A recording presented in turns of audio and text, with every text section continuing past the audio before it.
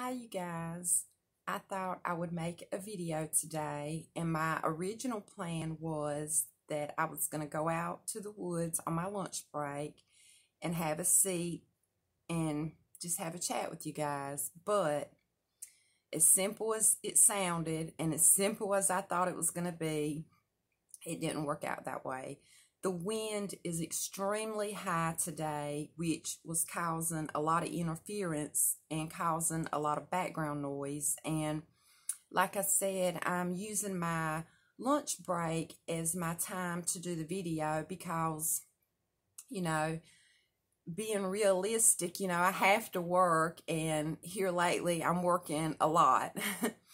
So I figured rather than waste time trying to wait for the wind to die down or hopefully get a video that didn't have too much interference, I would just go ahead and bring it inside and make the video. So that's what I'm going to do. Today's topic is when life gets in the way. And what I mean by that is, the day-to-day hustle and bustle of life, work and children and families and friends, pets. We all live different lives, and we all have different things going on in our lives. No two people are experiencing the same exact thing in life. So we can't, judge someone, or we can't fully understand what someone else is going through because we're not going through what they're going through, and vice versa, they're not going through what we're going through. But sometimes when life does get in the way, we tend to put what's important to us on the back burner. And what I'm speaking on today is, our path, our craft. And as pagans and witches, and it doesn't matter what denomination you are, what your spiritual belief is, what path you follow, it tends to be this is what we put on hold. And you would think that our path, our craft, this is what defines us. This is what makes us who we are. This is our beliefs. And, this shouldn't be what we put on the back burner when life gets hectic and busy. But we are human, and just because, we shouldn't do something doesn't always mean that we do the right thing. And I'm guilty of it myself. In fact, right now, at this present moment in time, I'm struggling with this very exact issue, and I figured, if I can relate to it and I'm resonating with this topic, maybe someone out there is as well. And I just want to talk to you guys about this a little bit today, and maybe suggest a few things that you can do that are very simple, very quick, and, they'll make you feel so much better about your craft and about your, path, that you won't have to feel guilty or overwhelmed about, dealing with life's hectic moments and, the things that happen that we just, we don't plan for, and the things that we do plan for,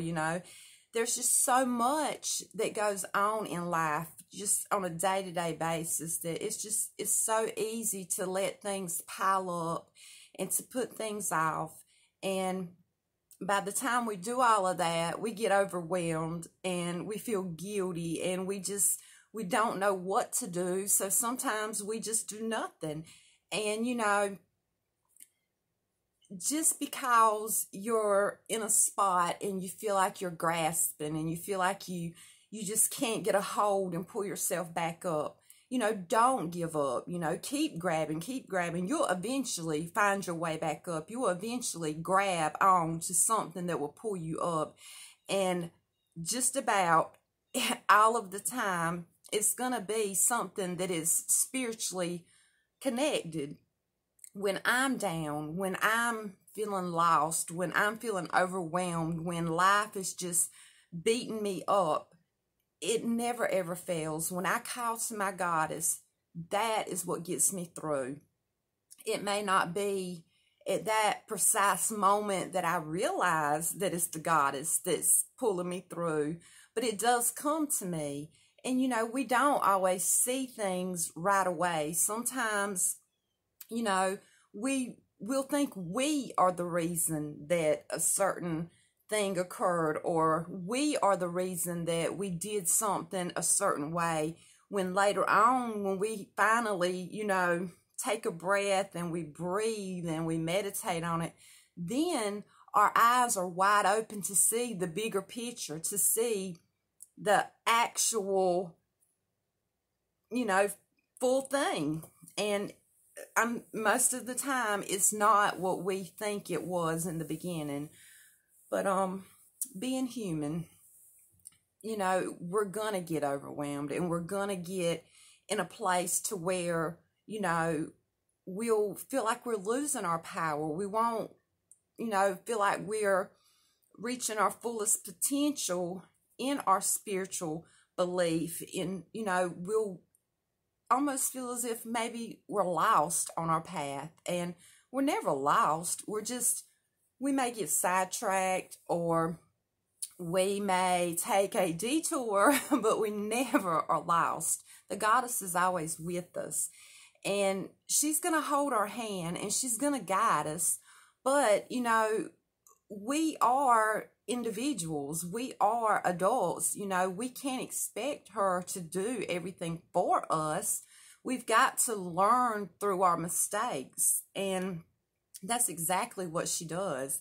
You know, she's there to catch us if we fall, but she's not gonna, you know, prevent us from falling, if you know what I mean. But I brought a few crystals, and I thought these were excellent crystals to help, you know, aid you in this particular issue, you know, when life seems to get in the way, and, you know, you get overwhelmed, and you don't have time to practice spell work, and you don't have time to meditate, and you feel like you're falling short of your, you know, what you should be doing, what you know you should be doing in your craft. But it happens to everyone, and it happens. But I brought some honey calcite, just 2 little small pieces.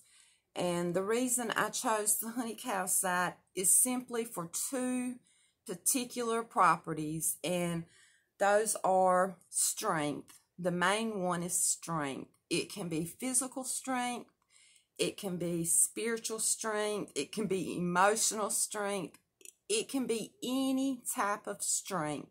In fact, it can be all of the types of strength, because at some point, you know, we are going to feel weak. We are going to feel like we need that strength.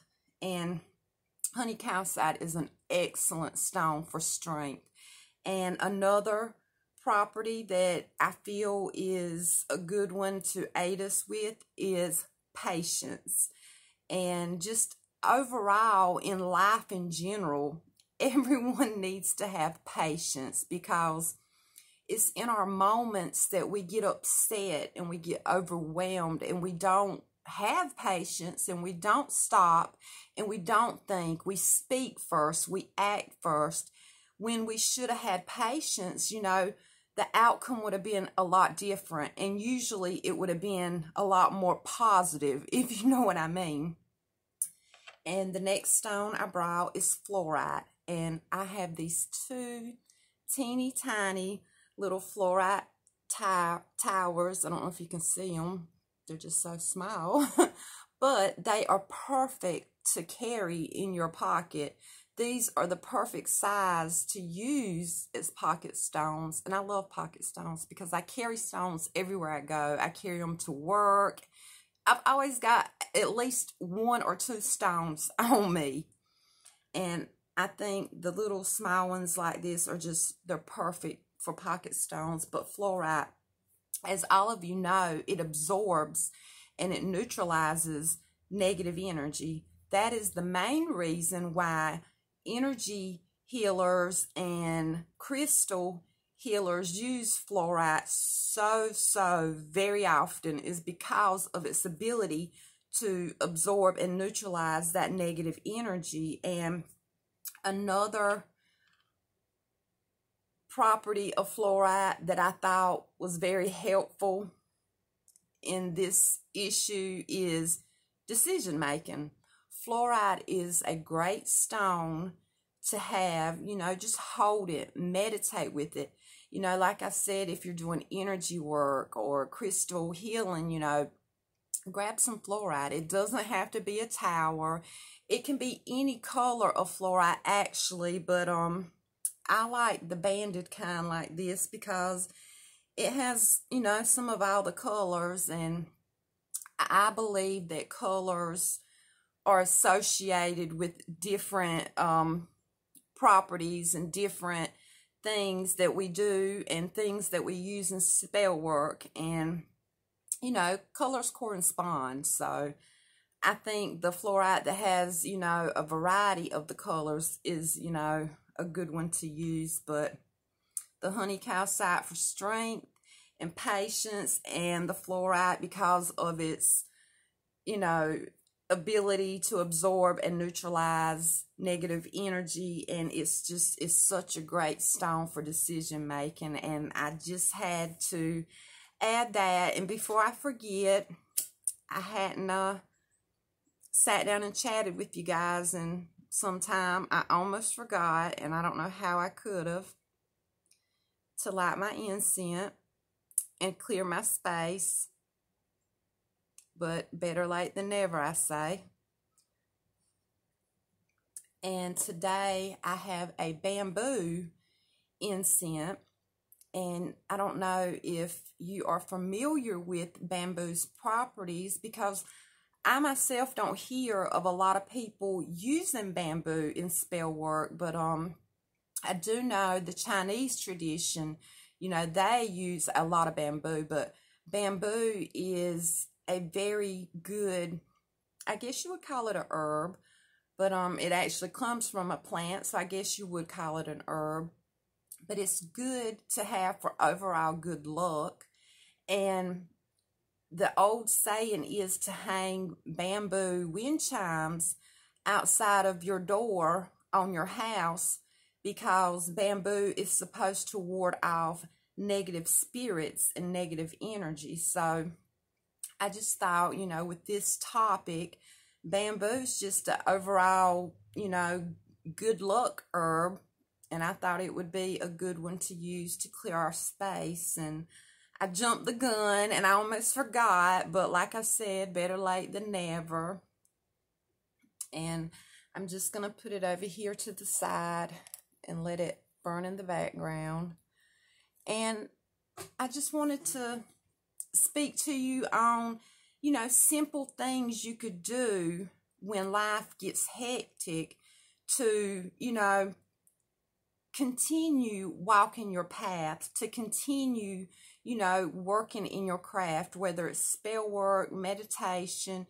You know, we get overwhelmed, things get hectic, and that's when we get weak. You know, when we stop doing spell work, when we stop, you know, speaking with the goddess, that's when we get weak spiritually, emotionally, mentally, and that's when negative energy will attach to you.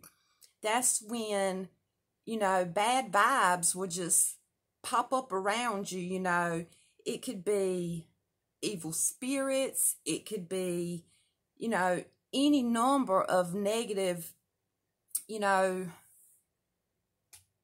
it could be spirits, it could be energy, you know, it's just, I'm not going to go into like the paranormal aspect of it, but, you know, that is a possibility. You know, there's so many doors that can be opened just by you know, you allow yourself to get weak. You allow yourself to stop communicating with your goddess. You allow yourself to quit working spell work, to quit meditating, you know, and as long as you're doing these things in your craft, you know, your mind is sharp, your heart is pure, and you're full of positive energy, positive vibes, you know, you're at your best, I guess you could say. And when you stop doing these things that are involved in walking your path and, you know, working your craft, you open yourself up for attack. It can be, like I said, it can be personal, it can be, you know, friends, it can be spiritual, you know, it's just, there's more out there in this whole wide world, in this whole realm, this universe, than just us. There's forces out there that we have not even learned of yet. You know, there's things we have not seen or heard of yet, just things we probably wouldn't even believe. And there's always a negative and a positive, a good and a bad. There's always a opposite to every thing, every reaction. You know, there's always a left and a right, a good and a bad. You know, there's always two parts, and we want to stay with the high vibrations. We want to stay with the positive parts. And like I said, whenever you start slacking in your spiritual beliefs and responsibilities, you open yourself up for bad things, I guess you could say. But moving on, you know, there's so many things you can do that are just so simple and so easy and only take just a moment of your time. And, you know, I've mentioned this before in other videos. You do not have to do a big elaborate ritual. Your spell doesn't have to have these, you know, a lot of ingredients and a lot of steps to it, and they don't have to be expensive tools and expensive ingredients. You can simply just speak a few words from your heart, and that's a spell. You can write your words out and speak them to your goddess, and that's a spell. You know, the more things that we include, you know, that strengthens our spell work. But if you don't have the means and you don't have the time, do what you can do. Just do it from the heart. And one simple thing that I like to do, for instance, if I have something on my mind and I want to say something to my goddess, I'll just simply just tear a piece of paper off of whatever I've got in hand, and I'll write my words right then and there, because, you know, if you wait, you may forget them. You may take something that needed to be there. You may add something that didn't need to be there. You know, just write it down right then and there. And I like sigils, but I'm no artist. So a sigil's simply a magical sign. So, you know, whatever my words may be, whatever my intentions may be, I may even just draw some very simple little signs, create some very simple little sigils. I may write them on paper. I wrote them on the bottom of my shoes. I wrote them on my wrist. I wrote them on my ankles.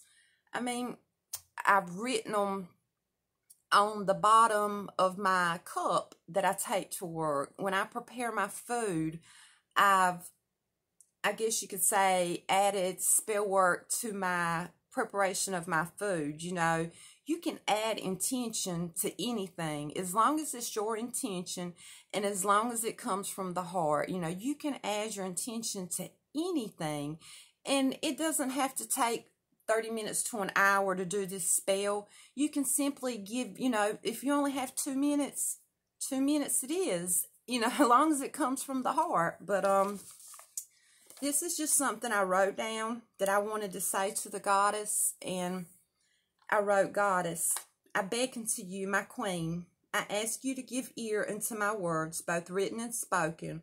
Grant me the knowledge I need to access my full potential to do your work and your bidding.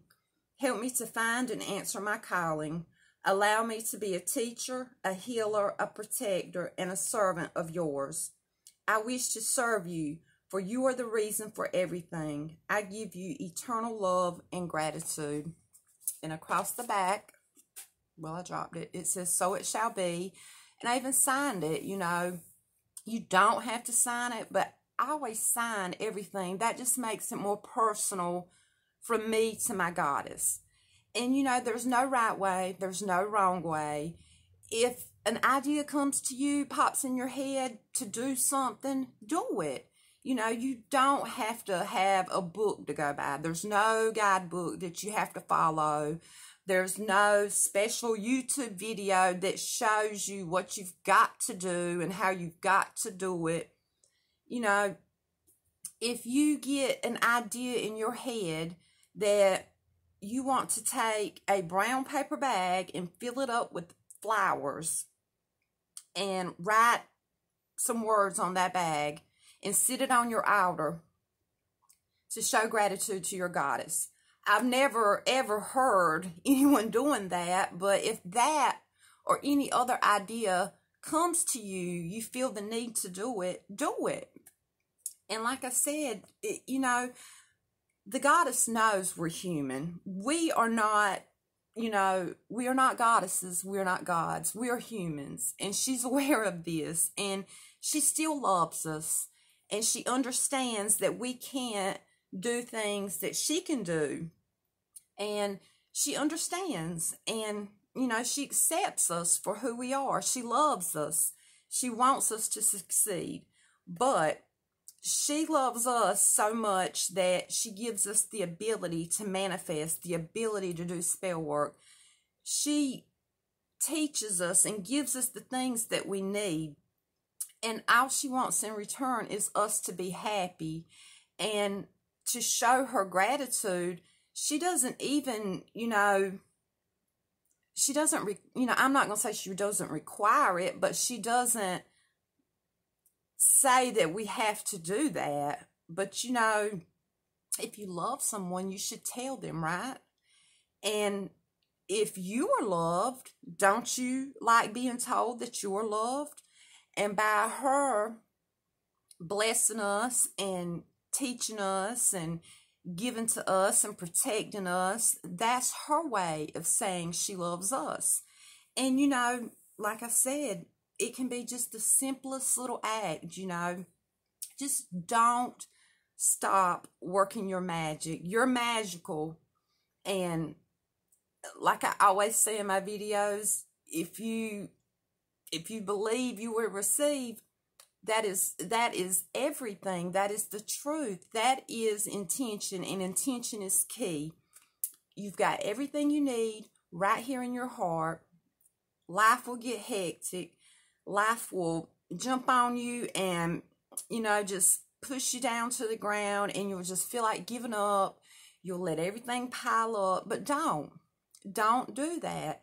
Like I said, if it's the simplest thing, you know, get you a foot tub with some warm water and salt. Soak your feet. That's cleansing, you know.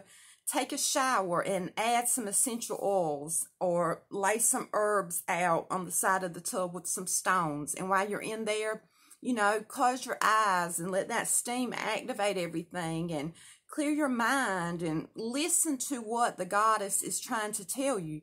That is meditating and cleansing. You know, and the oldest one in the book, pull your shoes off and walk outside barefooted. That's grounding, connecting with the earth. Walk in the woods. You know, if you don't have woods you can walk in, walk through your backyard. Just go look at some trees, you know, pick some flowers, you know, connect with nature. Nature is grounding and nature is cleansing. Come up with a nighttime or a bedtime ritual. You know, have a particular stone that right before you go to bed, you pick that stone up and you hold it and you connect with it. And if you want to whisper things to it, or you just want to think about your day, you know, that's another form of meditation. And, you know, you don't have to sit there for no 30 minutes or an hour. If you have 2 minutes, 2 minutes. If you have 5 minutes, 5 minutes, you know. It doesn't have to be anything big and elaborate. I can't say that enough, you know. Life will get in the way, but don't ever, ever stop being magical, because like I said, if you do, you'll get weak and you'll open yourself up for attack, and you don't want that. Just remember, anything you do, do from the heart. And that's about what I wanted to say to you guys today. And I hope someone out there resonates with something I said. And if you like, subscribe, and see you guys later. Bye.